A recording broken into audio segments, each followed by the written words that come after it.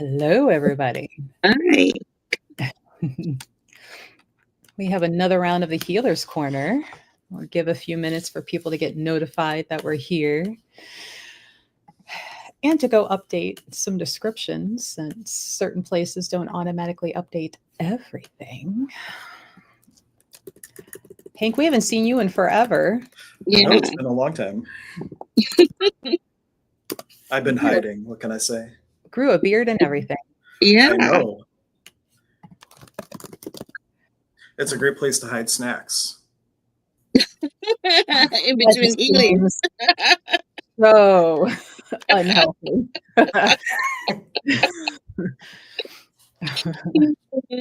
Seems a little problematic right there.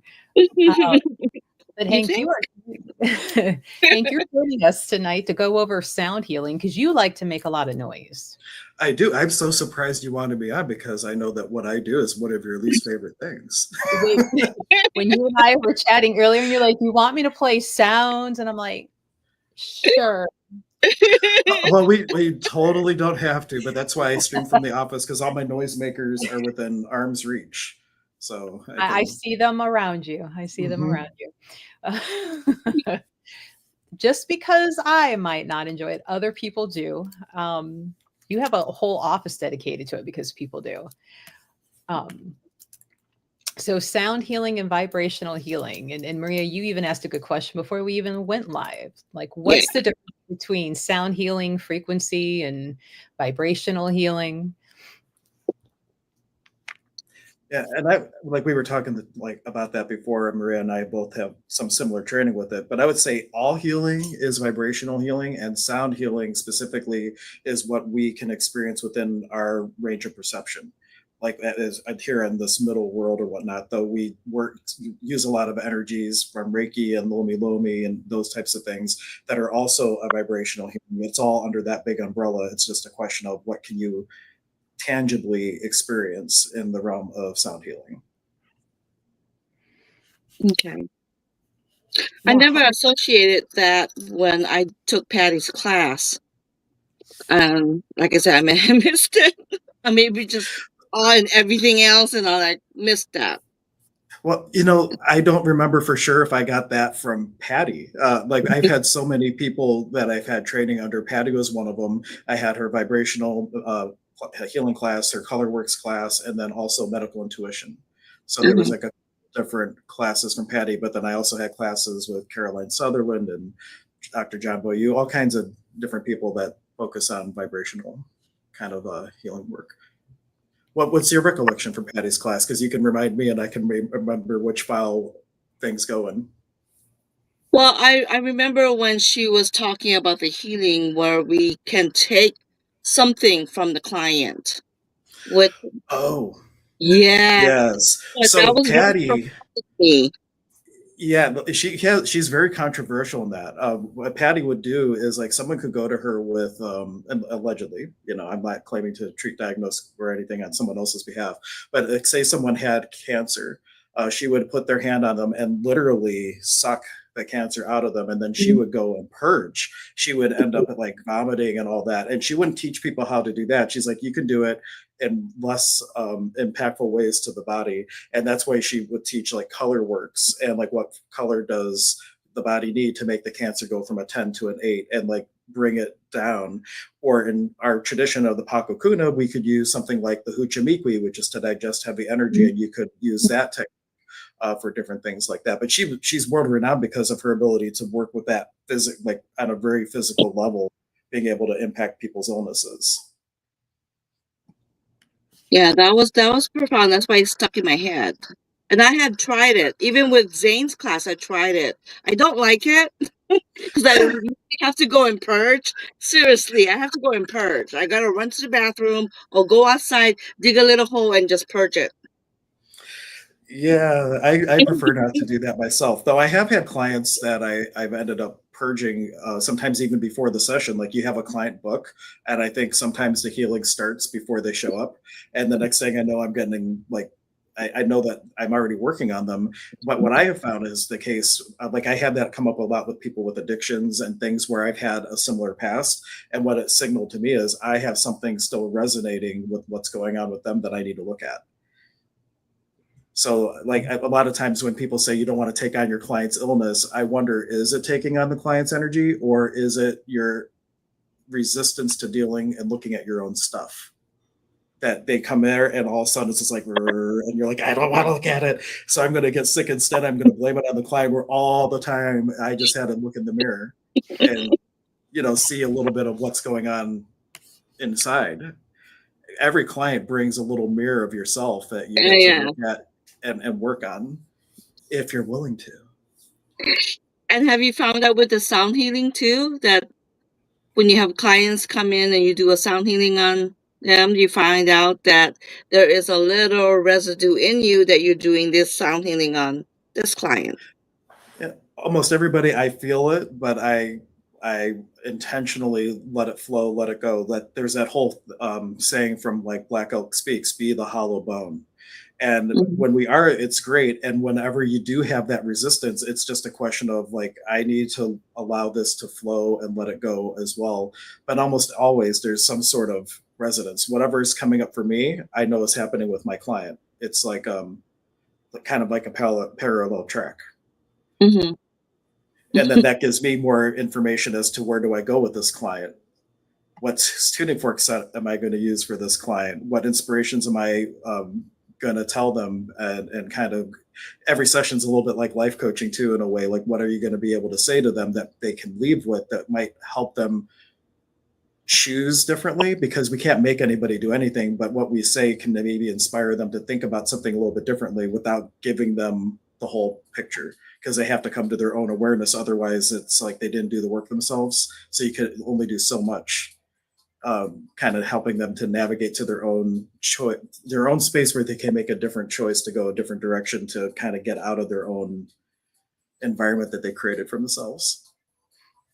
Now you brought up the tuning forks. The tuning forks, I don't know. I've always seen the tuning fork is a vibrational, because you don't. I mean, it makes a little bit of sound, but it's not like how your crystal balls are, or your Mm-hmm. gong, or any other noisemaker that Melissa want to listen to. Well, I look at like crystal bowls and gongs as like kind of raw power and general frequencies. And then tuning forks is like the fine tuning calibration. Like a C is a C, and that's going to affect certain energy centers. But then when you're looking at like organs and different things like that, then there's like more calibrated specific tones. So it's a more of a subtle energy sound, because it's like lower, and and it's more in the vibration the body takes in more so than the sound. Mm. What I really feel is that when you're using multiple noisemakers, if you have crystal balls on either side or multiple forks, the combination of tones in the body, it creates, like Dr. John Boyu actually talks about this. He's the author of Human Tuning, and I consider him like the modern day, like founder of modern day sound healing, because he started like putting science to the sound. And he shows in the pharmaceutical industry how they have sound vibrations that create a still point where they can levitate water, and then they subject it to harmonics, and then those Mhm. harmonics makes the water start to spin in all kinds of different sacred geometric shapes. So when you're having like the bowls, the gongs, the tuning forks, it's really about the overtones and the way that the tones are interacting, and it's creating like sacred geometry in the water molecules of your body. And so that's where I really feel like, whether it's tuning forks or any of the other things, it's creating the space where there can be shifts on like the cellular level, for the person to have an elevation of whatever's going on with them. Okay. What's interesting with the color works is I did the color. Not is it wasn't just Patty that I did color works with. I did color works with Silva, and that one was really intense because we actually astral traveled into the color to find the vibration of that color, and kind Interesting. of create a point of reference. So then we knew how to use it on clients when we do a healing. Because I do color also. I bring colors up when I do healing on clients. but I So project you it. so when you're using color for clients, like you're going to where you have experienced that color through your training, and then you're bringing that color in, a specific color in intentionally. Where with Patty is like, what color does my body need, and it's more Yeah, ambiguous. Oh, that's yeah, cool. yeah, yeah. Because you have a knowing in your clients, where they're at and what you need to help them with. So I have a point of reference of the color, and I bring the color in. How do you choose which color? You just talk to them a little bit, and then you're like, I know I I need to talk go to with them, and this. I also scan them. I scan their energy. I scan where they're at. Because when you're scanning, I used to just use my hands to scan because that's how I started in my training. But now you get to the point where I'm actually scanning with my eyes, and I'm scanning their energy field. Hmm. And then I get information from the energy field. And I also go straight into the body, and I have information that way. So I do it a little bit different. That works for me. Mm-hmm. That's the biggest thing. Everybody has to figure out what works for them. And even with the same training, everybody comes, like, how many students have we seen go through the shamanic apprenticeship program, and everybody incorporates that training into their life differently. And Mhm. it's really special and unique that it can be so, so many tools can be so versatile. Uh, cool. Yeah.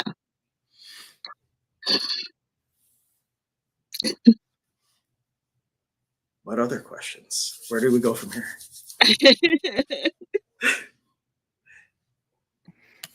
So why don't we get into some of the history on sound healing and how that got to be so popular now in today's time? Because I feel like there's been a huge uptick in people interested in sound Oh, healing yeah. and how it can and help them. Even in the store, when they realize like there's so many different tuning forks, there are bowls. Um, those that are Mhm. watching with us online can see like the gong behind you. So, how did sound healing really get started?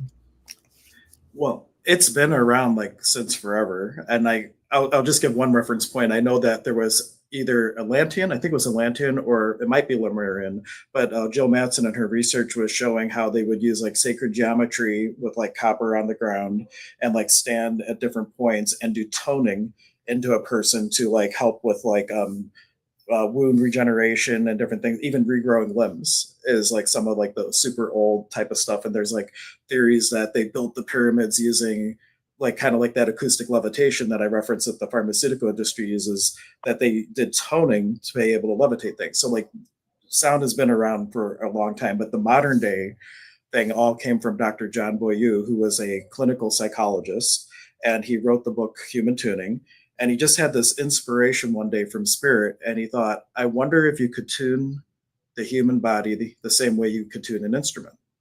And he arranged to be able to use an anechoic chamber at a university. And he went and bought a tuning fork, and he is speeding on his way back because he's so excited. So he's like speeding to the university to try out this tuning fork, and he gets pulled over by a state trooper.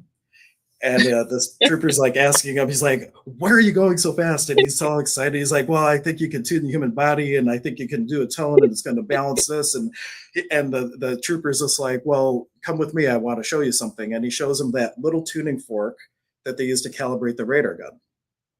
And the trooper told him, I whenever I calibrate the radar gun, I can, after hearing that tone, I can look at a car and I just know how fast they're going, and then I can validate it by tagging them with the radar gun, and then I can confirm that I was able to actually tell how fast they were going. And Dr. John Boyu thought, this is great. This is validation that yes, you can tune the human body. Now he did get the speeding ticket because he was everybody in class asked like, did you get the ticket? And he did get the ticket, but the officer gave him the manufacturer of the tuning forks. And so like when he went to the anechoic chamber, and when you're in the chamber, there's two sounds that you can hear, one of which is the sound of the nervous system, like it's like a high pitch, and the other one is like a sound where you can hear the blood coursing through your veins. And if you monitor and you can measure that, the frequency of the nervous system, and then you activate a tuning fork, and then you measure the nervous system again, he was able to show that the influence of the tuning fork was able to shift the frequency of the nervous system. And then he started going into all kinds of research and based his tuning fork set, the cellular harmonic set, off of the Schumann resonance, which is our connection to the earth. And he made his whole tuning fork set and a whole set of protocols to balance the nervous system, to do dream recall, all kinds of different things. And then technology caught up to things, and now everybody's making tuning forks. And there's more science showing like it helps with your cells and the absorption level. Like from Gong experiences, they did blood draws before and after, and they can show that the cells are behaving better and their absorption rates increased. So science started showing, hey, there's something to this, and it's just so readily available. Like everybody and their brother is doing sound baths now. Like when I started, like I was like one of the only people doing sound baths, and now I'm looking like everybody I know has bowls and is doing a sound bath. So it's just it's so like intertwined in our culture now that people are having these experiences and they literally float out of a sound bath. They'll go, whoa, what was that? And they become interested. And now everybody's kind of like, well, I could go buy some forks or a bowl and I could have that at home. And when I need a hit, I can play my little bowl and I can feel better and get rid of some heaviness. So it's just accessible and it works. And science is showing that there's validity to it, even though some people, say no, but still like the blood draws are the blood draws. And there's a little bit of science behind the sound, which is why I love calling it like this bridging modality, where if you have a show or someone coming into the store and they're like this and they don't know about the bowls, you could give them a scientific explanation or a metaphysical explanation. So like you really can speak to both sides of that, both sides of people's belief systems, depending where they're at and what they're willing to receive. Now, you mentioned toning. Is toning using the instruments or is that vocal? Toning's vocal, and we have great examples of that from our tradition with Zane, where when we chant like Pachamama, Pachamama,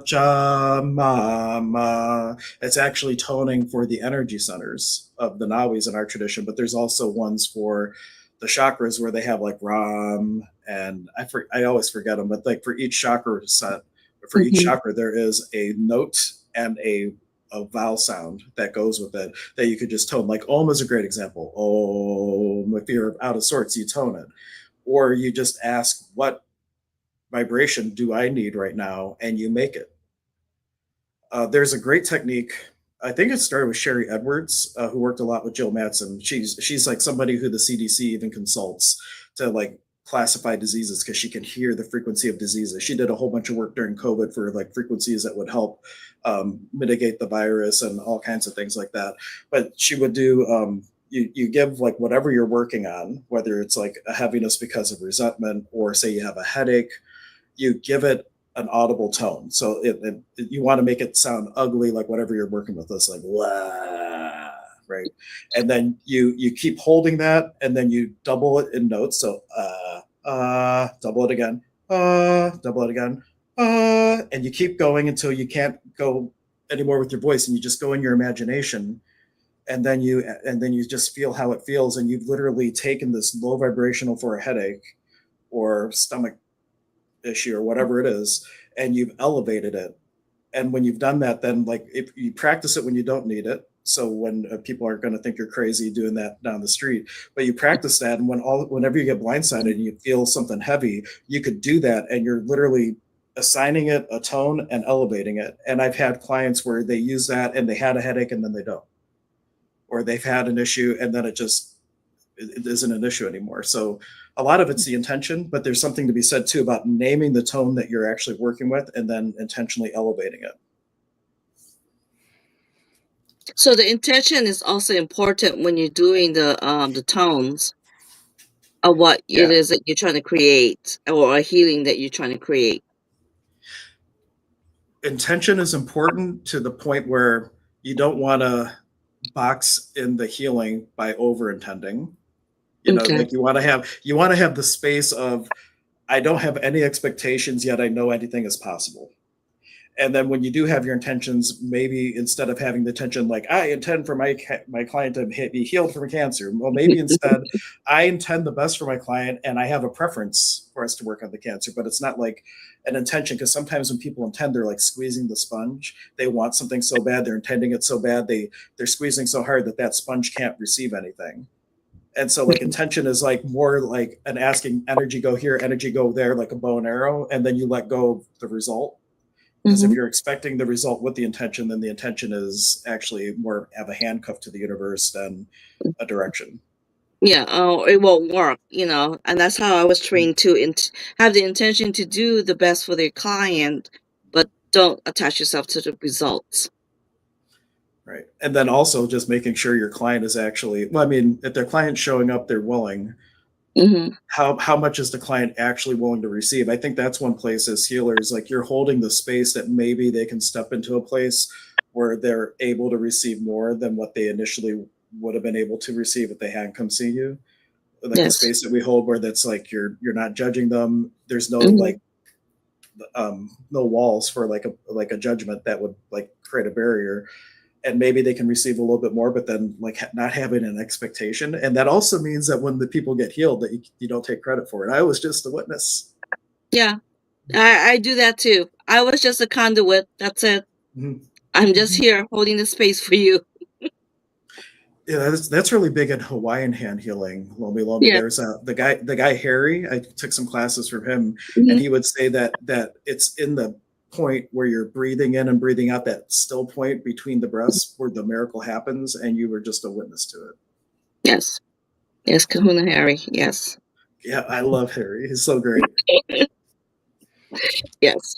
I've had classes with him too, and he did touch a little bit about tones, and he Mm-hmm. talked, because we did the ha breath, and the way that we did it, there is a certain tone that you have to end with it, which is totally different from what we did in the shaman. Mm-hmm. Yeah. So you touched base on gongs and bowls and tuning forks. How do you know which noisemaker to make or to use, I Well, should say? well, I have the luxury of having like a whole bunch of stuff in my office. So like when people just have one set, you use what you have, and you instruct the tuning fork or the bowl what its job is, or you just you're holding space. But like for me, after I open up, I just look around the office, and whatever I need to use kind of sparkles. It just kind of shines to me, and then I know I got to go use that. And sometimes I remember there was one time there was a client who came when I was at more often at Gato Salid, and I was all excited. I'm gonna do this. I'm gonna do that. And then when I tuned in, it was like no, just the most subtle possible energy, like Reiki on like level one, and it was just subtle, subtle, subtle. And like I'm like, this person's probably never going to come back. I'm getting in my head about like I could do all this stuff, but all I'm doing is putting my hands on this person. And then after the session, she's like, you're the first person I think I'm ever going to come back to, because most people I sit down and they try to blow me out of the water, and I'm so sensitive to energy, I can't handle that. And you gave me exactly what I was able to receive, and I was like, oh my gosh, it's how validating that if you Yeah. really are following that spirit's going to guide you to do and be exactly what's needed for the client. And that comes from the heart. It's when we Hmm. start trying to figure it out up here that it misfires. Now, do you have clients who come in maybe even on their first time and they're drawn to a certain instrument that, they want you to use, or they're just like, I want to hear it? Yeah, there's some people who like they have something specific in mind, and I will if someone comes in for a specific session, like they want solfeggio tuning forks or only bowls or something, I of course would honor that. But most clients are okay with, well, do what I wanted, but then free reign to do whatever spirit tells you to do. But there are some people like that, especially if they've had a lot of good experiences with one particular, or sometimes it just calls them. Just like it sparkles to me, it might sparkle to them. And I've done Mhm. healings like that before, where you have the big mesa setup, and before the healing, you just tell the person, pick whatever, two or three things on the mesa, what shines to you, and what they pick, because each stone has a medicine and every item on there has a meaning and a purpose. Just what they pick already tells you all this information of where you could go with the healing. Now, do you find that certain groups of instruments, be it bowls, drums, gong, light, are certain ones better at treating certain types of either emotional trauma or physical ailments? Like, let's say right now everybody's anxious, right? Are there certain ones that are better at treating, or certain frequencies that are better at treating, like, say, anxiety, for example? Yeah, and Dr. John Boyu's book, Human Tuning, has a whole bunch of different combinations with his tuning fork set for different things like anxiety and dream recall.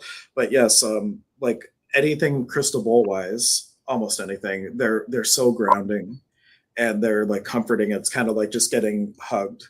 And a gong has that comforting, but there's also I kind of equate the gong more like a puma or a snake with that, the ability to pounce on something. Where bowls are just kind of like this embracing energy. A gong has the ability to kind of take an energy and pop it and like move it a little bit more with gusto, if you will.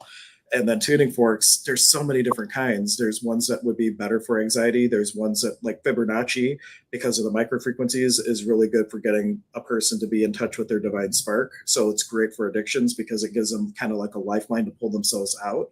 Where like solfeggio is like a whole being healing. Solar harmonic is a little bit better for physical type things. There's organ forks that are definitely better for physical things. So depending what's going on with the client, you definitely could cater to what's happening. I know we have some of the sets in the store, like the chakra sets and things like that. But I wasn't sure if there's kind of like a general, like generic, like, oh, if it's this, then this. But I think you touch base on that. Yep. So if somebody's wanting to get started, like, what's a good beginner? Somebody's just wanting to get in, dabble. Where do they start? Like as a healer? Well, Like no, like just starting to use some of the, like the singing bowl or the crystal bowl. Well, I mean, for tuning forks, I'll speak to first because they are the most accessible from a cost standpoint. If you had to pick one fork, I'd pick like an ohm. This is a weighted ohm. I don't know if you will be able to hear it on the camera. Does it come through at all? Little bit. Let me put it on the desk. It might be a little louder. Yes. Yeah, that's on my computer actually. So with this, let me grab this book. One, it's grounding because it's ohm, so you can activate it and just put it by your ear and just get centered. You could use it all the way up and down the body. But if you combine it with stuff like this, potent pressure points, there was like one time at the old store location, I think it was at the old store, we had like a Veterans Day event where we were doing healings for veterans all day. And one of the people who was another healer, they had something going on, and we looked up the things for headaches, and just using the fork and going through, the headache was alleviated just with that. Allegedly, we're not medical doctors, but you can look up anything in this book. There's things for sciatica, like when Anya had my wife when we had the. Now I forget if it was Max or Oliver. They all kind of blend together, but she had terrible sciatica in her leg, and we did just one fork going down for the pressure points, and she never had that again. So like there is a lot of, if you had to pick one fork, like that's the one. If you had to pick one with a resource like that, you can really do a lot. And then if you were to get into other sets like solar harmonic, you can just get a perfect fifth, which is just a C and a G, which I can show you. Because this is Melissa's favorite part. She's like, now he's making noise. That's what my mute button is for on my laptop. Right. Here's C. Where's the other one? Okay. So like there, you can buy the perfect fit just by itself, and it's like C and G, and this is what Dr. John Boyu would use for like the nervous system. Just those two. And he says that, this is the card. Like all you really need, he would say, is like an ohm fork, perfect fifth, maybe a crystal tuner, which is like energetic sage. And I know Melissa sells a ton of them for like students in college. They can't burn sage and stuff like that because they want to clear out the energy without smelling it. It's just like a small little fork like that. He's like, that's your car. You can do anything you need to sound healing wise with just the car. But all the other things are like the options. you might be able to get there more comfortably, maybe a little bit faster, maybe this or that. It's like the air conditioning and the cruise control and all that, but this will get it done. And then everything else kind of just elevates it and maybe quickens the experience a little bit or makes it smoother. So when a person is starting out and they haven't had the training, those are the tuning forks that they should look into and start working with. Is there a wrong or right way to work with them without the book?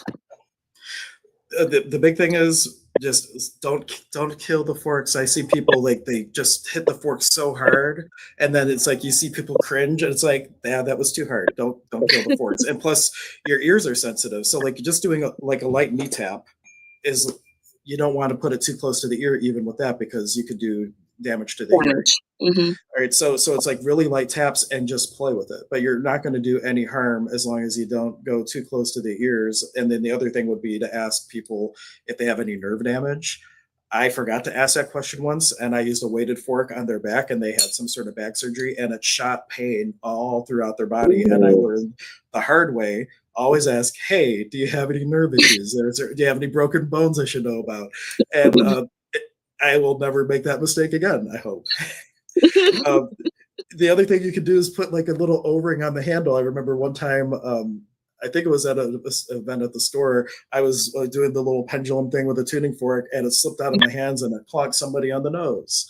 So like just common sense, like have a little O-ring so you can hang on to it a little bit better and stuff like that. But you're not going to do harm with frequencies like that. Okay. Now, I know the crystal bowls, depending on the size of the bowl, like you kind of have to be careful. Crystal bowl versus the metal bowl, because metal bowls at a certain point will start chattering and quit playing. Yeah. Crystal bowls will keep going. And I had a lady in the store at the old location, and she just kept ramping this thing up. So I'm climbing the wall. But I started watching like the glass in my jewelry cases start like, and I'm like, hey, that's not cool. So, I think, the crystal bowls, like be mindful of your glass. Yeah. Don't play the game of how high can you get that to go. It should be slow and steadier wins the race. And sometimes using like the rubber mallets, like the frosted bowls, especially, you can play them on the inside if they're big enough. If you go on the inside, the frosted, it kind of creates this drag, especially if they're using like a suede mallet, and it's like nails on a chalkboard to me. It would be like as you're going around it. The rubber doesn't do that, especially you get it started inside, and then you can move to the outside, and it just a little bit goes a long way. Sometimes in a sound bath, I'll walk by a bowl, I'll do one swipe on the inside, and it's good for a minute or more, and I moved on to do something else. But some people just like they over deliver. They just and you can break a bowl if it vibrates too much. Like if you got it shaking so much that it moved off its O-ring and then hit the floor while it's vibrating, you could shatter a bowl. Or I've had some people like to be cute, and they'll put little crystals in the bowl, and they'll like they want to charge up the crystals at the frequency. You could do that in a crystal bowl, but you got to use like a pillow or something. Otherwise, as you get the bowl ramped up, they start bouncing. And guess what that bouncing crystal could do? It can shatter a bowl. I've known people to lose bowls before because of that. So like all things especially with bowls now, when I got into it, they were expensive, but not like today. Like they've really gone up exponentially since I got into it. And it's a big investment. So take care of your investment, and if you're going to put something in there, make sure there is a big blanket or something. If you're going to charge crystals and things like that, make sure it's on a solid O-ring that's not too small where it's going to rock off. And that's the other thing, like with the small bowl, can you see it? Like with these ones, they're so small that if you're going too much on the outside, you literally just knock the bowl over. There's no weight to them. So those ones you almost can only cling instead of trying to go around, because there's just not enough weight to the crystal to allow you to put enough pressure on it to sustain a tone going around the outside. So there's a lot to consider when you're buying it. But my favorite bowl, if you have the money for it, I love the hand bowls as a healer because you can direct the energies, and that's my favorite one. This is optical glass, so you really need to use a suede mallet, but you don't get that that chalkboard like feeling when you're going because it's all smooth. And I won't go up too high. Well, I'll do it just a little bit. Okay, that's it. See, a little goes a long way. Well, and you've talked about this before, like even at the old store when you were getting into it, of like not having like jewelry on necessarily while Yeah. playing. Because if you're Usually I would take my rings off. Yeah, like yeah, you want to take your rings off. You want to make sure you have a solid grip. You don't want your hand to be wet. You don't want to put lotion on and then grab a handle and then all of a sudden it slips out of your hand. Mhm. If you're transporting them, you really want some really good bubble wrap, or they sell like this big foam stuff. The only bowl I've ever lost is when I moved from my office in Lakewood to the one next to Goddess Elite, and I nested bowls and bowls and bowls. So I had probably had 5 or 6 bowls in a case, and the one on the top killed the second bowl down because it was a really thick theta bowl, and it must have bounced around just enough, and it broke the bowl underneath it. And it's just like you really got to be careful. Nesting bowls is great, but they can't have any wiggle room to move around because if they start jumping, they're probably gonna break another bowl or break themselves. Now we went over like how people get started. Now let's get into the fun sets. You've had planetary sets, the solar harmonic. You kind of went over ohm a little bit, and then the crystal tuner with the angel fork. Mm-hmm. And the planetary, like how many planetary forks are in that set? In the planet set, I believe there's 12, and I had a custom set made. They're like mini, like ultrasonic planetary frequencies. And even the chakra set that Melissa carries in Goddess Elite, that technically is a planet set because all the chakras of that set are based on planet frequencies. So like the third eye is Venus, and this solar plexus is the frequency of the sun. The sacral is the moon, and then you have like the heart, soul purpose, and soul star are all variations of ohm. The crown is the earth day frequency. So like their throat is Mercury. So like the chakra set that Melissa has is even planet based. So if you think about that, in addition to working on chakras, if you know Mercury is good for communication, and you know like different combinations, you could even do a little bit of astrology healing. And I know that's one of Melissa's favorites. Astrology. I know. So what fork is good for when Mercury goes into the microwave? Microwave. No forks are safe to go in the microwave. Like I think didn't it just come out of retrograde, and I'm sure it'll fall back in here in about 3 months. Maybe. I'm sure I'm not keeping track of it, but because so many people are so into the whole Mercury retrograde thing. So, what fork is good? Is it the Mercury fork, or is it more of like an earth fork for grounding so you're not spinning yourself out over Mercury being retrograde? Well, based on my experience with one of the former store readers who was late, always late, and she was born during a Mercury retrograde, and I believe she was only on time when Mercury wasn't retrograde.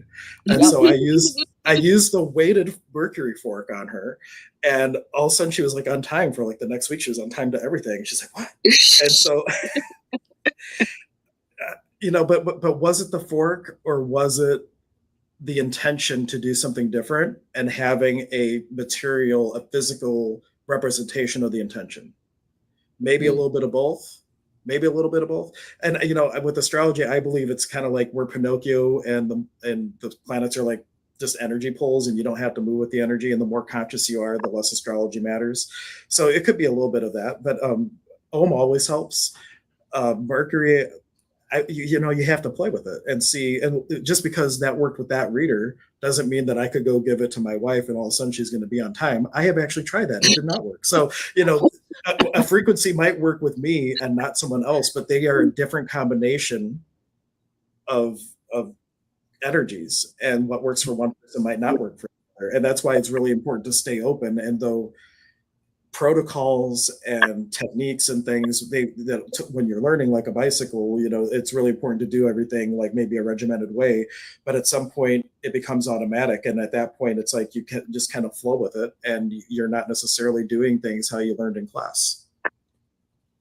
and you might do something completely different. You might do a whole, the whole thing backwards for somebody because their world's upside down right now and they literally need a healing done backwards. Mm-hmm. Or, just to give some examples. Now, why would somebody use the angel fork set? The angel forks, like these guys, and these are really high pitched, so I'm not going to activate them. But it's Thank C. you. So like the angel forks, which Melissa does have in store, it's 3 forks, and it's 4096, which is a C, and it is like the same C as Dr. John Boyu's work when he has the soul harmonic set. It's just that same C octaved all the way up, and it's like energetic sage. And then you have the D and the E, and they call that Jacob's ladder. When you activate those three, it's kind of like this real high pitched micro harmonics that I would say open up a doorway for you to connect with your guides, your angels, your teachers. If you so choose to go through that door or allow them to come through that. So it creates the space for you to better connect for inspiration, for guidance, to connect to your spirits and things. And then there's another set, which is a whole nother ball of wax. It's an archangel set, which is a numerology set based on the archangel names that roll with Kabbalah. And that set is like you have Archangel Michael and Archangel Gabriel, Raphael. You have the combined frequencies. I have always loved that set too, to connect with those energies. Not to mention balancing your like Sephiroth of the Kabbalah so you can ascend more easily. Who doesn't love to do that too? Open up a whole other side topic there. I know. Well, we could do another one of these sometime and go down the Archangel fun road. Maria, did you have any other questions? No, I'm just overwhelmed. Let's see, guys, if you have any questions, feel free to ask in chat. Well, I'm sure Hank can answer them. He is all knowing on the noisemakers. And he likes making noise, which is why I do. I behave myself very well on the stream. She has that boot from studio button, and if I make too much noise, she'll just be like, "I'll show you." Well, we'll start with the mute and then remove from stream. No. Have you found that certain types of personalities or each person has their own type of like frequency of their own, be it their personality or just their chemical makeup? Do you find that there are certain types that enjoy more of the deeper tones versus high pitch nails on chalkboard? I don't know if I've noticed a correlation like between personality types. I can say that I've seen a trend recently with clients really astraling out of their body when like the smaller forks are used, like the ultrasonic planetary set or the master set that I have, or like these angel frequencies, like those higher pitched ones. Like they say, I remember you hitting those high pitched things and then I was gone. So I've been seeing a trend where there's a lot of people having a similar experience around those higher pitched forks. Mm-hmm. Personality wise, I haven't noticed anything based on someone's personality, just trends overall. Mm. I have a question. If someone doesn't need the high pitch, but they want the high pitch, but you know that the healing is not going to work for them, would you try to tell them, could you just humor me and let's try this first and just kind of guide them there?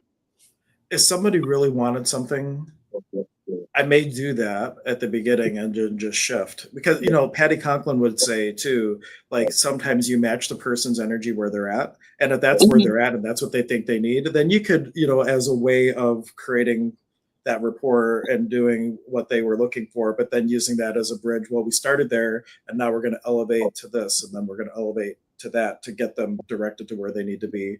But like if someone wanted something, I would ask the question, is it for my hands done? And if yes, I would go ahead and do it, and then try to shift and see what spirit guides me, or say, well, you're not for my hands. And I have done that a lot of times, surprisingly, because I do ask that question and it's like, oh, okay, well, I guess I'm not doing that. It's always surprising, and then the client is equally surprised. So I did have one person at Goddess Elite once where they sat down, and you could just tell they did not want to be there. And I'm like, "You don't want to be here, do you?" They're like, "Nope." I'm like, "You got drug here against your will, didn't you?" And they're like, "Yep." I'm like, "We don't have to do the sealing," and they're like, "Great." Or it was a reading it though. And then as they left though, they were like, "You know what? If and when I'm ready for it, you're the guy I'm going to come back to." So there's something really to be said about being aware that not everybody who comes to you is really for you, and Mhm. having the courage to ask that question. Now, when it's pre-booked at Goddess Elite, it's like kind of an awkward conversation to have. It's like, well, I know you paid and everything, but Mhm. I really you gotta refer you over to someone else. So talk to the boss lady and see about what needs to happen there. Yeah, we can move you somewhere else. Right. Now here's just a random question popping up. Um, Synesthesia, people that taste colors or, smell colors. Have you ran into somebody with synesthesia who has, like, sound attributed to color? Uh, I have had one person in the past, not sound, but the way they saw math, they would see the numbers and they would see colors, and they would know the color and the answer to the equation by color, and then just be able to say it without having to do any math stuff. That's the closest I've run into personally, and I was like blown away by that. I'm They so would jealous. actually, I know. But I haven't seen anybody that sees the sound as color. Though I think maybe when people are looking at medicine work and that kind of thing, like shamanic substances, they might see color things associated with in psychedelics and things like that. But I have not run into anybody having that experience in a unaltered state Hmm. He's like, with the help I've of been a. told I smell like the color purple. So I'm like, what does purple I've smell? never. So then I I'm don't like, know. okay, sound and color, because we talked about earlier that color kind of falls into vibrational healing because colors Mhm. are vibration. So I'm like, oh, is there, something to be said? Or has somebody said, like, hey, that tone you just played smells like. Well, I have had people during a session like get a lot of specific colors and different things from the session, but I have so many things going on, it would be hard to tell if it was one bowl specifically or if it was an internal shift. And when it comes to like what people perceive as colors, what I perceive as purple might be different than what both of you perceive as purple. And so Mhm. like there would also be something to say about, just because that happens a lot with empaths too. Like they will perceive and be aware of an energy within someone. And for them, they associate it with a certain energy. Now they've labeled it, now they've owned it, where they could have just said, oh, that's an interesting energy over there. But that once they make the association, like what's anger, what I might be, oh, Melissa's really angry. But like for her, it's just potency and determination. And she's not angry at all. But I labeled it as anger. And now I'm getting my anger all crazy. So like I think it's important to let someone's experience be their experience and not try to relate to like what okay well they said this, so what does that mean, and like now we're trying to relate away the uniqueness that they just experienced. Mm, interesting. Um, Making sure we don't have any other questions to Quiet ask. group. um, They're trying to catch up because I talk too fast. let's see. Well, I think we went over the major talking points that like Hank you had sent over. It's like, here's some important things. Um, if anybody in our viewing audience have questions, feel free to ask. I know I personally don't do a whole lot with sound. I tend to enjoy more of the deeper, lower, and all those high pitch, just it's like skin crawl. I also don't enjoy drumming circle, which is hilarious because I played drums in high school. But when people are just playing their own rhythm and it is so chaotic, like it is instant anger. And I'm like, I know they are enjoying themselves, but oh my God, this is horrid. I can't wait to get out. So when people are like, hey, do you host drumming circles? And I'm like, well, we could when we close and I'm gone. Feel free. If you Mm-hmm. want to do a drumming, you can do all you want over here. But it was kind of why I asked, because I'm like, I enjoy deeper, lower tones, and even the music, because I listen to a lot of heavy metal and everything. I like the lower bass driven, and Mhm. certain bands that have those high, shrilly guitar solos. I'm like, oh, off. So, and I'm like, huh, is there a difference in maybe the type of personality or the way people kind of just approach life in general? Like, is there that type of thing where I know, like you said, there are some people that enjoy those high pitched noises. And I'm like, but why? Why would you do that? They're just a different combination of stuff. And there's some people that would argue, well, if you have a resistance to it, then you need that. I'm like, maybe, maybe not, but it's always up to you. Like, but there's some people that do say that, and I'm like, I don't know if I agree that that is a blanket statement that can be made for people. Like, if you have a Yeah. resistance, Or maybe you don't need it. And that's when you maybe you don't hear need it, it. you're like, I don't need or want that. Maybe it's because modern day music is tuned to 440, and that is not necessarily a cohesive frequency for people. There's like this one more thing we can talk about science related. There's a somatic plate that they put salt or sand on, and then they put different frequencies through. And 440 makes like just a blob of energy. 432 makes like a 16 pointed star that looks like the sun. So maybe it isn't so much that it's the high pitched frequencies. Maybe it's high pitched frequencies that are tuned to 440. And Mm. that's something to play with. You could run music through like plus a lot of that power metal stuff is like really intense as it is, let alone what it's tuned to. So maybe it's a combination of things. But like consider that, like if you're putting yourself in a place where you want to be relaxed and things like that, like what is your music tuned to? There's a big difference. And if there's videos you can look up on YouTube where they show the different patterns that are made in that salt or sand as you increase in the frequencies, and the higher the pitch, typically the more elaborate and complex the tone or the frequency pattern is. Mm. But not all. Some of them are just like, ugh, like 440. Yeah. Let me see. Let me change our little banner around. Yeah, like even I actually listen to a little bit of everything except for certain, like I'm not a country music fan, especially like twangy bluegrass, and it's that twangy high, and I'm like, ugh, yuck. Um, let's see. Brandy says, for me, it's more of soft tones and tranquil rain drums. I can tolerate all pitches, but it has to be the right time for higher pitches. I will cringe if not the right vibe. I can see that.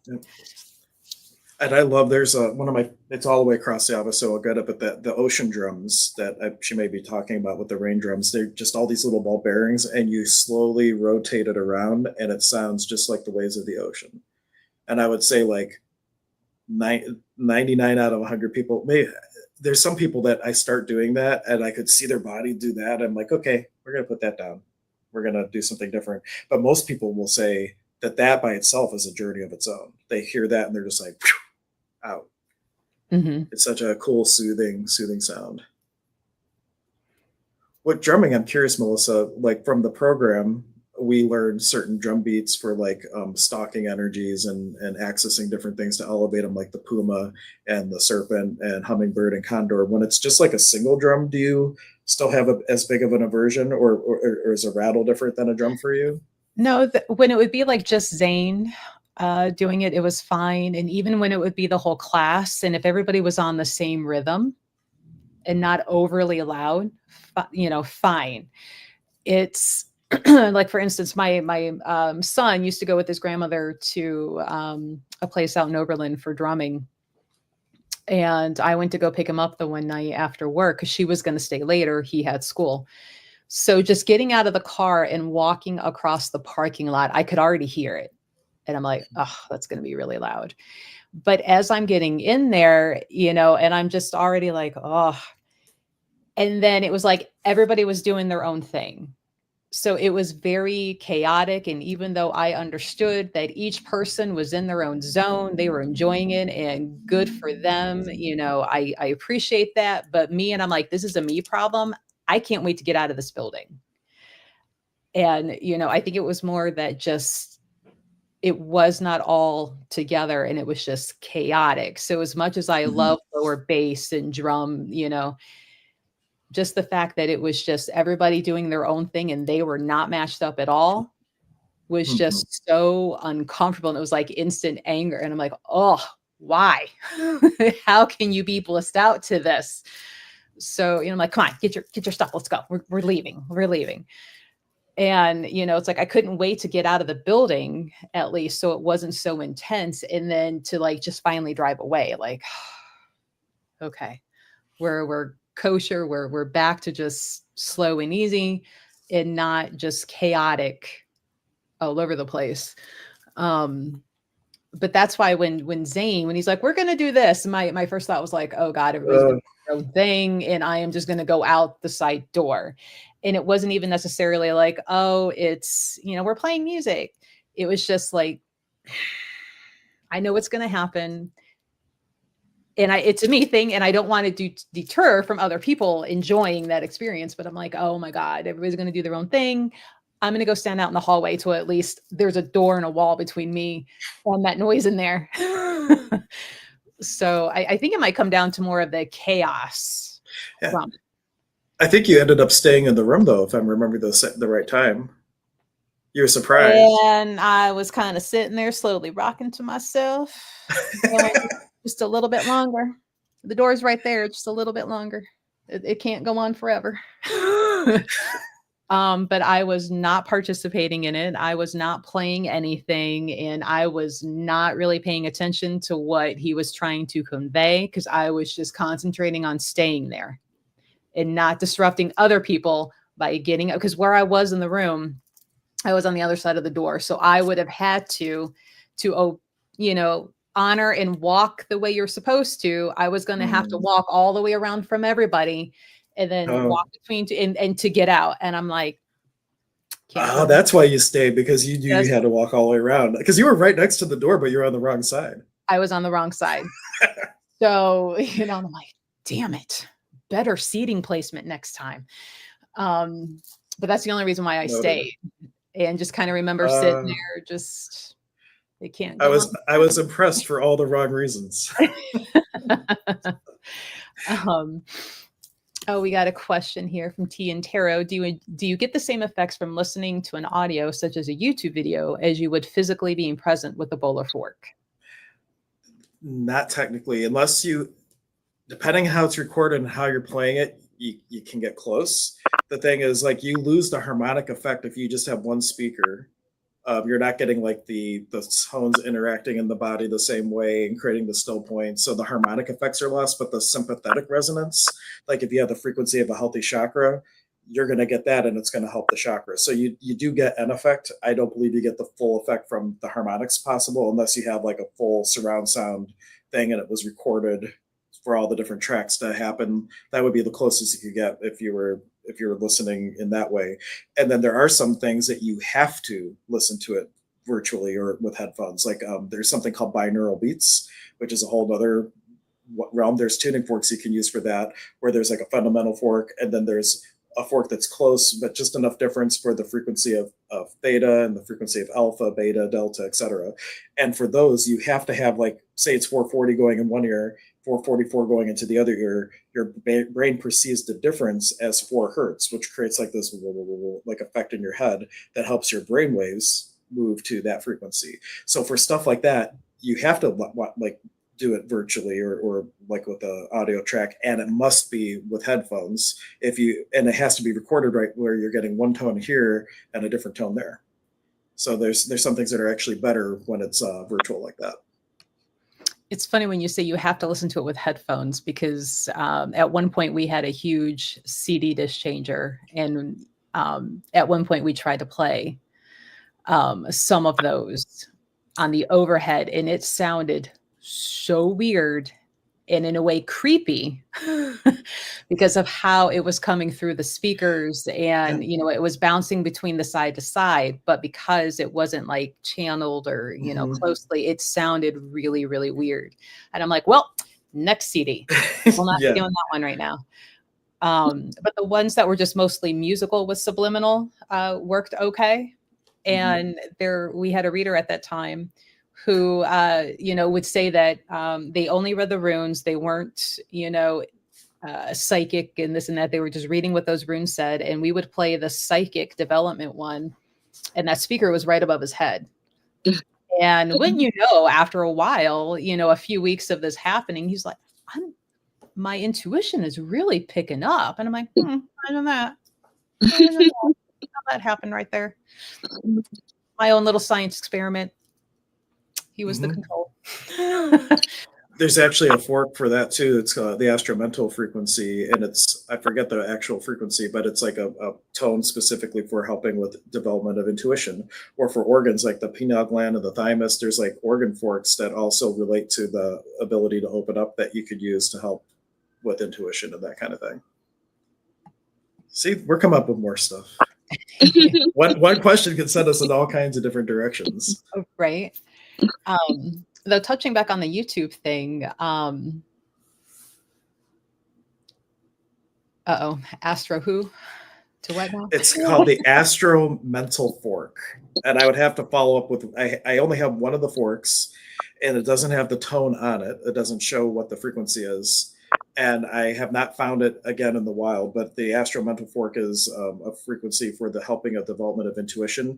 And then I know it's close to 77. I forget a little bit one way or the other, but like using like a master frequency, like a 77 weighted set plus the Astro Mental Fork creates the binaural beat for theta. So like you would get like the master number 77 and the Astro Mental frequency, which is like 70 something.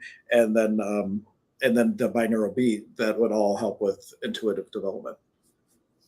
Short of that, you could just use a tuning fork set for theta waves, like the fundamental and the theta, and that would help with psychic development as well. Because you can train yourself to more easily enter the theta space. And if you do that enough, like eventually you'll just be able to shift more easily. Or if you meditate a lot, like healers and readers, we move into theta and out of theta very freely because of how much we've done it.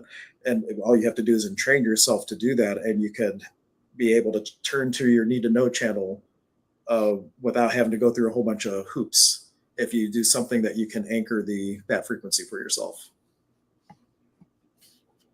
No, it just popped up in my head while you were talking about that, touching back onto that crystal tuning fork of cleansing space. And we have a lot of college students that will use it because you're not allowed to burn candles or sage in dorms.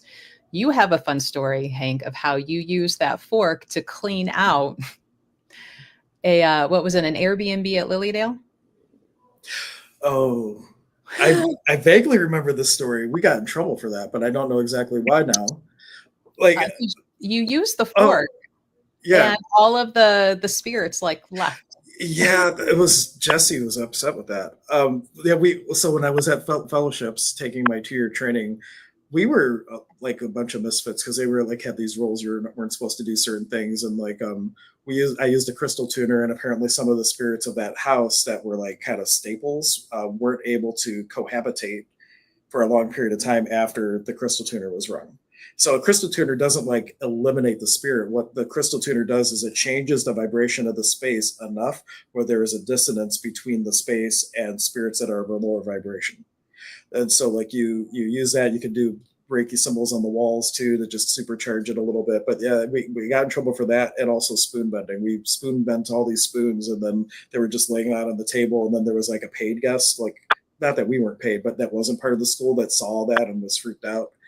And so we fun times. But crystal tuners, I couldn't like if you also had to pick one fork, that fork is one where you can keep it on yourself. And if you come out of a restaurant, a meeting, anything like that, and you feel off, you can take that, activate it on a crystal, and just run it through wherever you feel that heaviness. And it just helps to break up that energy and put it back into flow.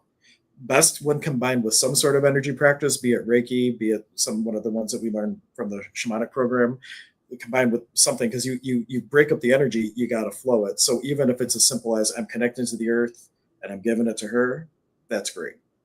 You just don't want to break it up and then not have it in flow. Would somebody else pick it up if you didn't flow it out? Maybe. I mean, I think it would flow a little bit naturally, but like imagine, like say you have a pot that you made like stew in or something, and like you're just like crystal tuning it, it's like cleaning the one spot that it's hitting. But if you're able to put it in flow, it's going to do a better job of cleaning out that gunk faster, like with the same energy, the same flow and everything. It's just more effective if you have something where you can move out the agitation. But I think it would naturally happen. You have a natural flow in yourself anyway. It's just like rather than relying on that, you could amp it up by connecting with a tree or a river, waterfall, a cave. Any nature being will do. They know how to do it. You just have to offer it to them, and they can help you out. When it's put like that, I feel like the nature spirits are like our babysitters. They already know how to do so much more that we do. So we're constantly, at least in the shaman program, they're like, give it to this, give it to that, give it over here. You know, and I'm like, wow, they are really like our babysitters pretty much. Like, oh, they're doing it again. Gather it up, gather it up. Yeah. And it's food for them. The trick is whatever you give them, you have to do it with the space of gratitude. Otherwise, they don't want that meal. Yeah. Now, have you used any of your sound techniques for, like, say, nature spirits outside, either thanking them or trying to bring them in somewhere to like help a garden or the integrity of the house?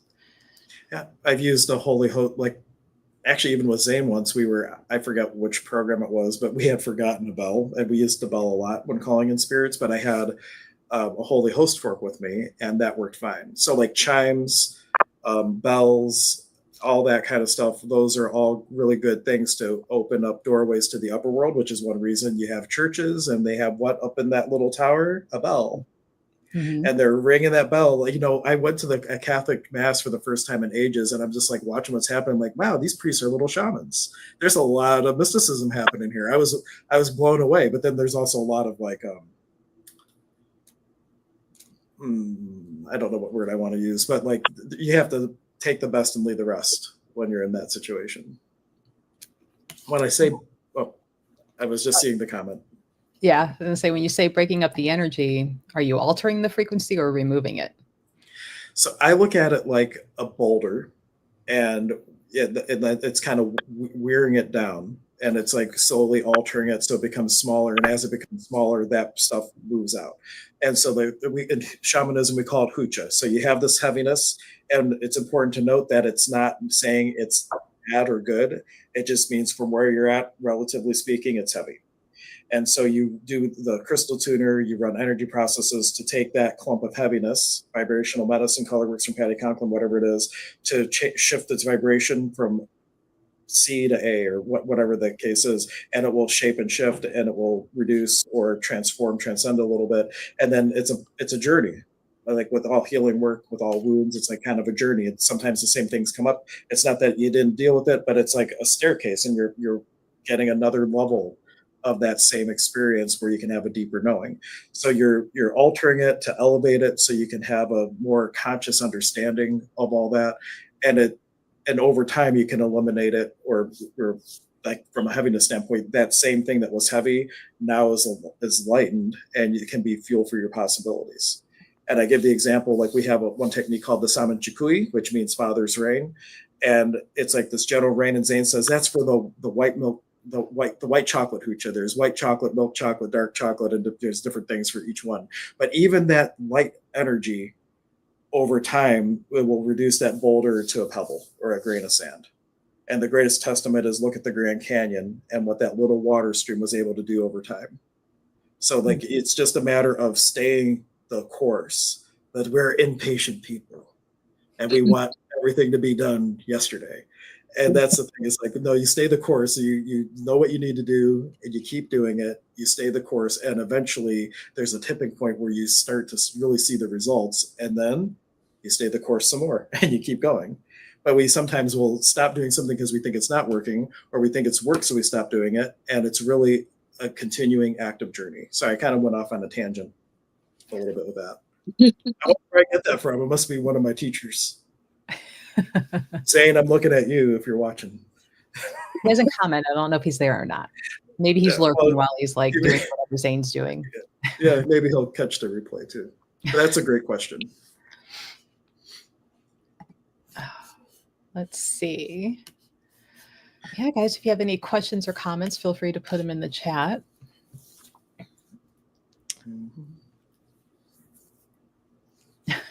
You're welcome.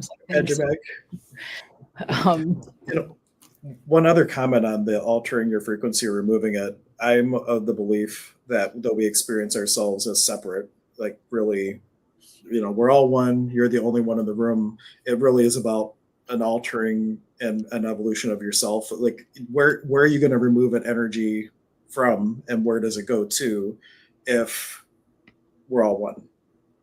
So like it really is a matter of like shape shifting and elevating and transforming and all these things. And if you are going to put it outside of yourself, are you in effect trying to push out a piece of you that really just needs to evolve? Like soul retrieval, sometimes like there's like a portion of us that is that 3-year-old, and well, no, I don't want to get confusing with that, but like you have the 3-year-old, and like you're bringing that soul part back online, but there's a dissonance to it, and you've been pushing that down for so long. But rather than push it away, what you need to do is like upgrade your operating system. You need to, if you look at that soul part as an app that did a certain thing on your phone, you need to it needs to update. And so like you might not be able to integrate it yet. You might need to do some work with that soul part first, because not all soul parts can be integrated right away. But it's important that it's not about pushing anything away. It's about acclimating to the point where you can integrate it in a conscious, healthy way. Mm-hmm. Well, a lot of times though, in the soul retrieval, it's, once you find that piece that fractured off, it's that healing of the trauma that made it, fracture in the first place, and, do that healing, do that transformation. Because if you try to just like shove it back in there, it's not going to work. It's not going to stick. Right.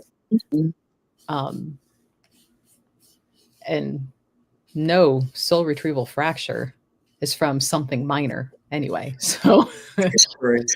I was thinking about there was one in particular, like a soul retrieval, that it almost feels like an entity, and it's really part of you trying to get back to you, but it's so low vibration that we mistake it for something not us. And like that, and there anyway, that my point would being that always look to how can I shape and shift to integrate rather than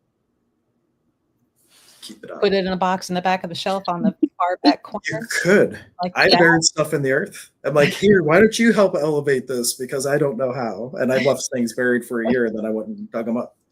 And they're like, all right, I think I can work with it now.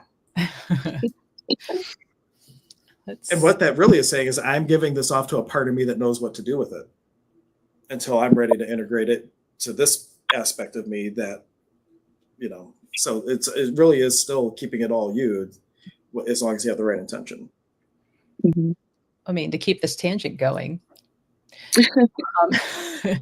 that part of Pachamama that your land is on, it's its own mother type energy. So that mother energy wants the best for you. So if you bury it in that ground, she's going to start working on it for you, because that's what moms do, right?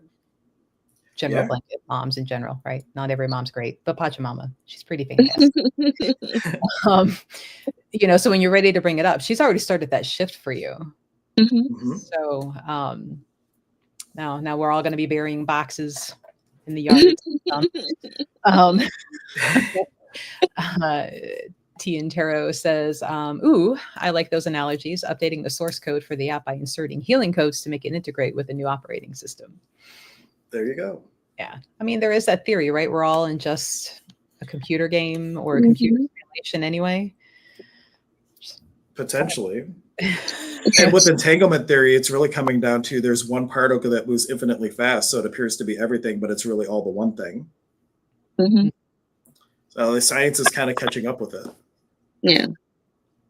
Which is why there is no past, present, future. It's all at the same time. It's all now. The entire universe had to happen exactly the way it happened for us to be in this ever-present moment of now. How auspicious. And not anything could be different. Like one asteroid, 1 degree different, all of Earth life didn't happen.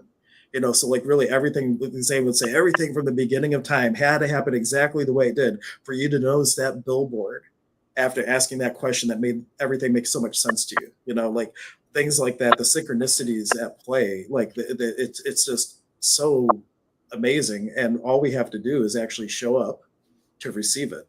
And that's the biggest thing with the healer and the healee is the willingness to actually receive what the healer, what the universe, what the nature spirits are looking to gift you. Like they're all sitting there calling us silly people because we're struggling so much. And all you have to do is say, hey, I'm willing to receive some help from the parts of me that know what to do with this. But we don't. Mm-hmm. How many tools do I have? But I'm having a day where I'm like being a lunatic. And then I have to remember, like, I have a lot of different things I could do about this. I was just talking to Anya about that today. I'm like, probably 1 out of 10 times I remember that I actually have a tool in those moments. Yeah. And I remember, or she pulls a thing. She's like, all that stuff you talk about, maybe you should try one of those things. Wife smackdown right there. Oh yeah, that's great. Do what you preach, Hank. She hasn't made that comment in a long time, but when she first said that to me, I think it was like, oh, the toxic shame. She's right, but I didn't want to admit it. And I didn't want to admit it at the time, but she was totally right. I mean, I know I personally, and even talking with Maria at the store and, when you were still in the store physically, Hank, there's times where it's like in talking and you're like, hey, remember that one time? It's like you remember that you forgot that you knew how to do that. Mm-hmm. And sometimes I think it is because so many of us, we keep learning new tools and techniques that, it's like sometimes I feel like Kelly Bundy from that one episode of Married with Children, where she's like memorizing all these facts because she's going to go compete on a game show. And the whole time, like leading up to this episode, her dad's always bragging about how he like won the championship game for his high school. And her winning question was, who won that game? And she forgot it. She's like, but all this other information. And I feel like sometimes we are gathering that you sometimes forget what you already knew. Mm-hmm. That toolbox gets really big and wide, and there's a lot of stuff in there, and you have to go rummaging. I mean, I pull out my same book bag and flip through shaman notes. I'm like, oh yeah, we learned that. That was pretty cool. I forgot we even did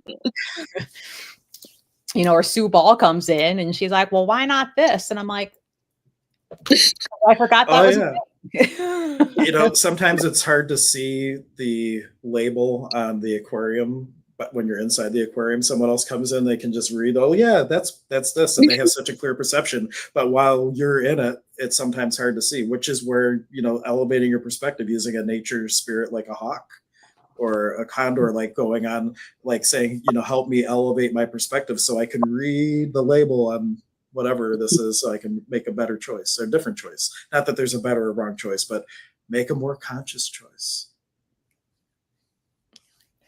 Let's see, guys, if you have any questions, otherwise we'll probably keep finding tangents. Oh, tangents are wonderful. We are off sound healing now at this point. But what is sound healing without all this other stuff? I mean, if it really can stand on its own, but it really integrates to everything. If we really want to bend it, we could say that us talking even on tangents is still sound healing because we have the intention we're talking. Yeah. We're making noise right now. But, yeah. We're using our noise makers. We're healing everyone.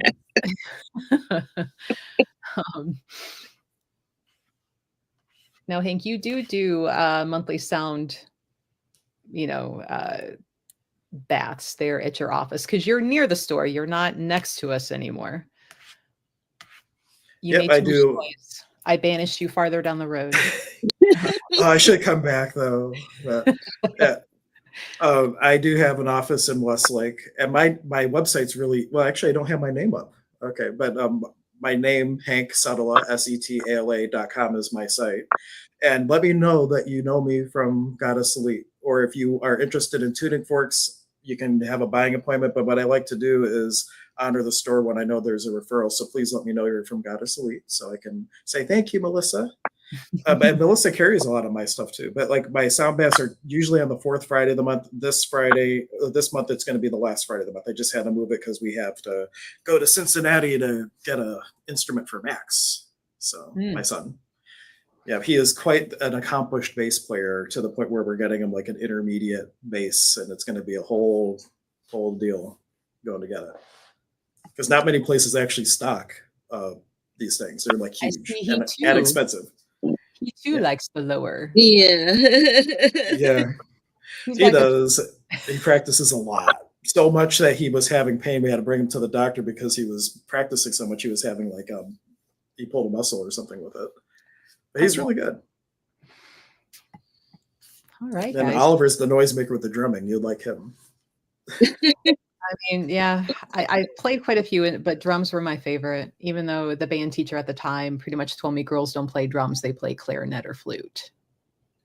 Yeah, so he was not my favorite teacher. So that's when I took first drummer space in the band.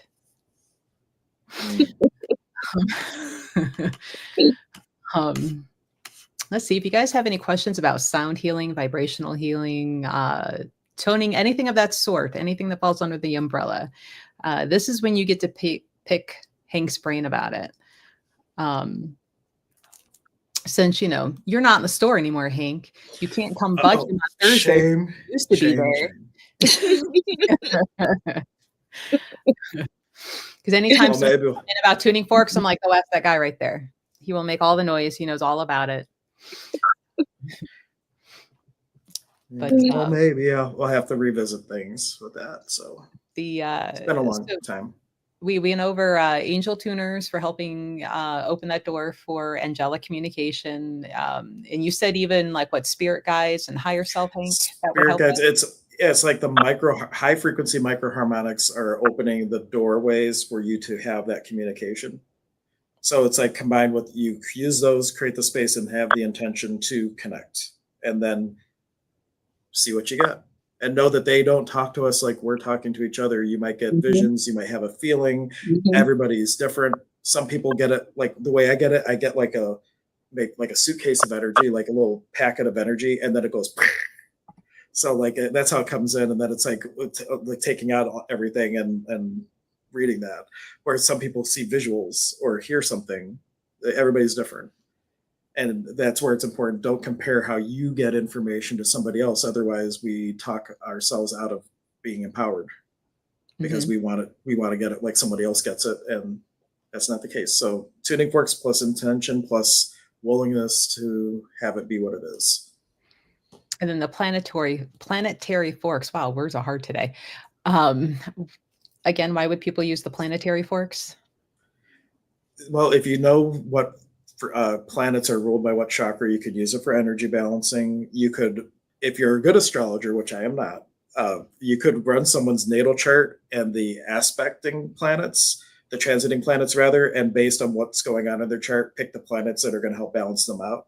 So astrologers could use it for that. You could use them intuitively too. Like in general, like all the planets have different energy tones. So like if you wanted to bring somebody to have more empowerment for speaking and for emotions, maybe use the sun and Mercury, you know.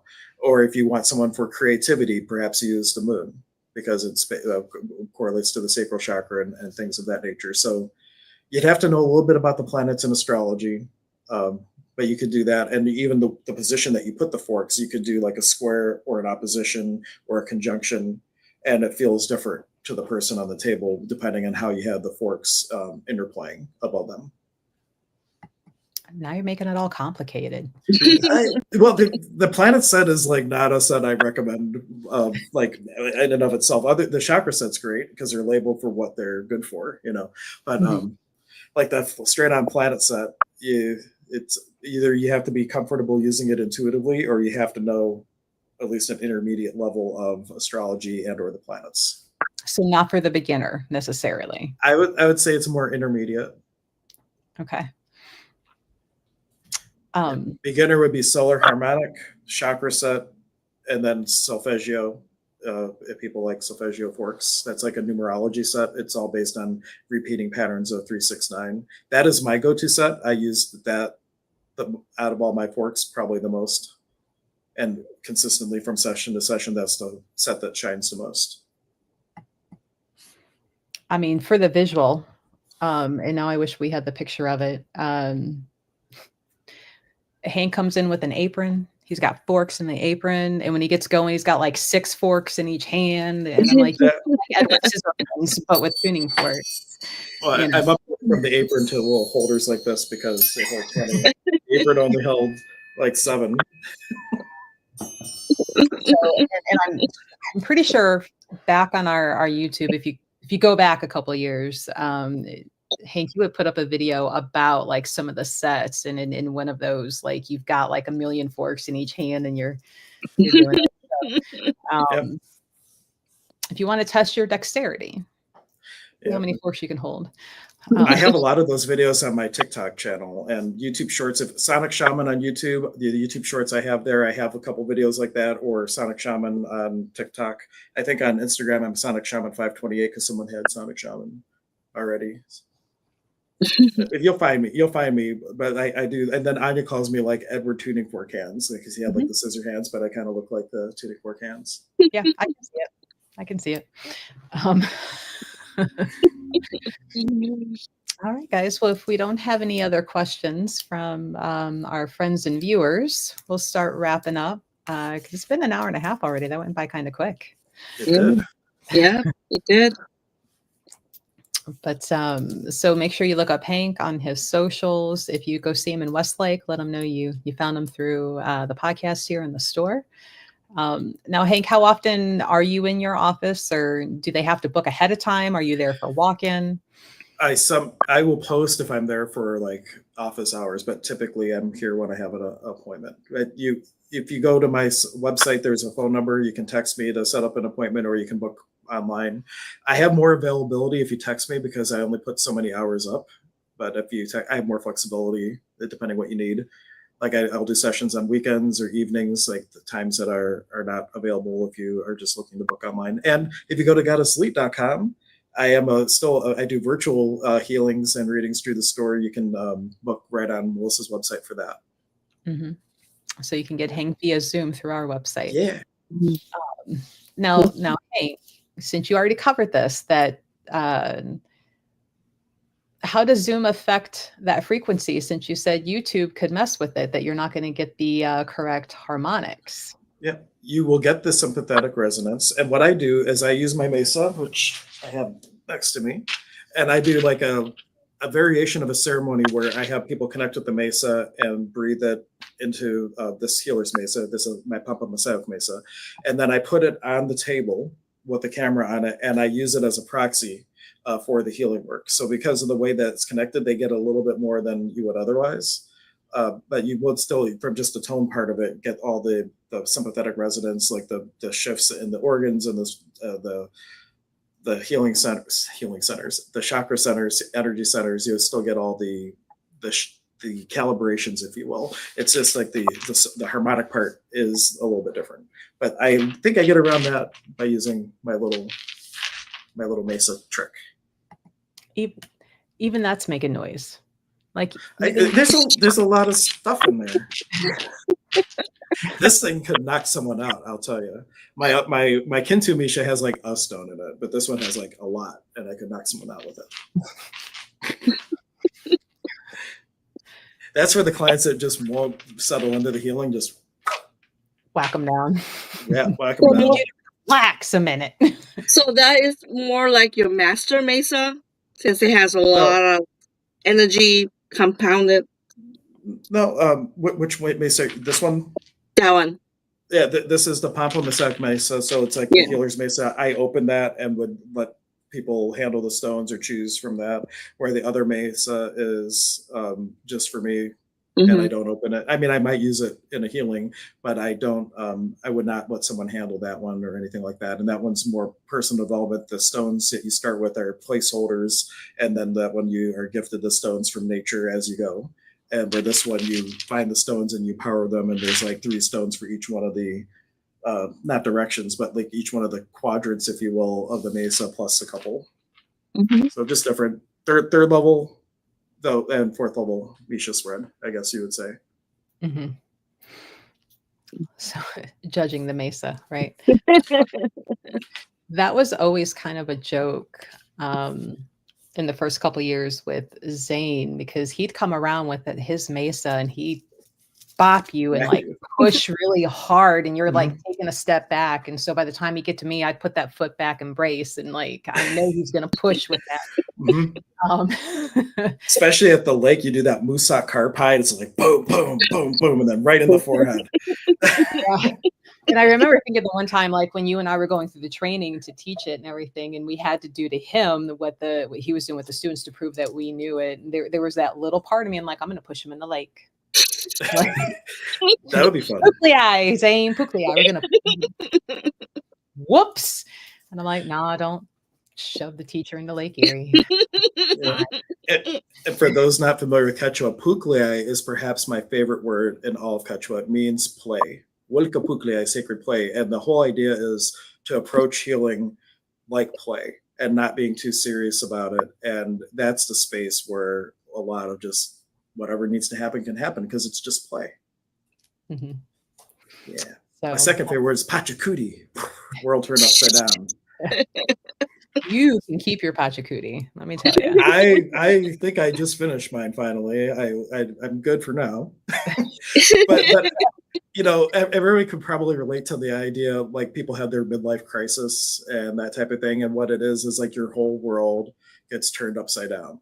And for us, it's like I had my own personal stuff, and then Anya was affected by like a big corporation change with where she worked, and there was like a lot that happened all at once, and it's like your whole life changes. And it's kind of like you have that little, you know, those little it's all the little colors and they fall down and then you flip it over and it's all like it's like that. It's like your whole life just gets flipped and it starts settling down in a whole different way, and your whole life can change.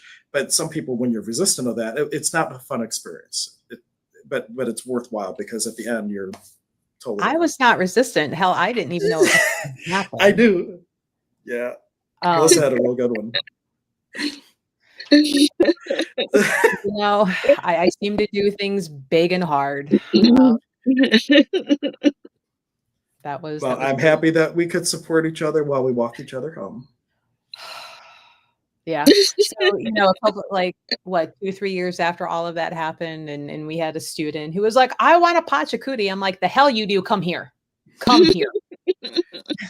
Sit down and let me tell you a long story. Let me tell you, I think your life is not that bad. Shut up. Yeah, I didn't realize that during one of the master classes that we took was saying like we did that on purpose, and I don't think I realized when we were doing it what we were doing until we already did it, and then I was like, no, I thought I just finished one. I don't. And then round 2, here we go. Yeah, good stuff. It reminds me how, like, in the military, you never volunteer. So I learned after helping shift that mesa, and anytime Zane's like, who wants to? No. No. I'm gonna go stand in the hallway. Let's let the newbies do this one. I do not volunteer for anything Pachacuti. I support that choice. You've been Pachacuti'd enough. It's a fun word to say, but it's not a fun action to do. But Zane will say they come up at certain times, and then like they also come up at, like, if your life has plateaued and everything's good and you're not growing anymore, then that's sometimes when that kind of happens. So like it's all going back to one of the things we talked about being conscious on the journey and not settling in and continuously growing. Because if you don't and you do plateau and you start to just kind of simmer, like what's going to happen? Like spirit may give you, well, it's time to grow again, rather than having conscious growth. Or the people who keep intending for their life to change but never do anything until the universe gives you a reason. Like when I was at the bank and I wanted to do this work full time, and I was just sitting there and I, like waiting for the change, and then I got laid off. Like that was the universe doing it for me. So like, how conscious would you want to be? You could do it way more consciously than just waiting until the universe says, here you go, figure it out. Yep, been there, done that. And spirit is there to help you along the way. It's not like figure it out, you're on your own. It's like figure it out and please let us help you. Mm-hmm. Unless you want to do it all yourself, and then you will have a harder time with it. Right. Yeah. It's like the equivalent of like flipping the table during Monopoly. Like it is very, at least mine was. And like I said, I wasn't even resisting because I didn't think there was one coming. I was surprised. Yeah. I was like, what the hell? All right, guys. Well, if nobody has any questions, we'll go ahead and wrap up. So, Hank, I know you got youngins, little. Well, they're not so little. I think your kids are probably taller than I am by at this point. They're both taller than me. So, Yeah. get back to your family there. And Maria, I know you've had a long day of work before doing this, so we'll wrap it up. And please join us next week for the next Healers Corner, Tuesday, 7 p.m. Eastern Standard Time. You can join us live, ask questions, and we'll see you guys next time. See ya. Bye. Bye.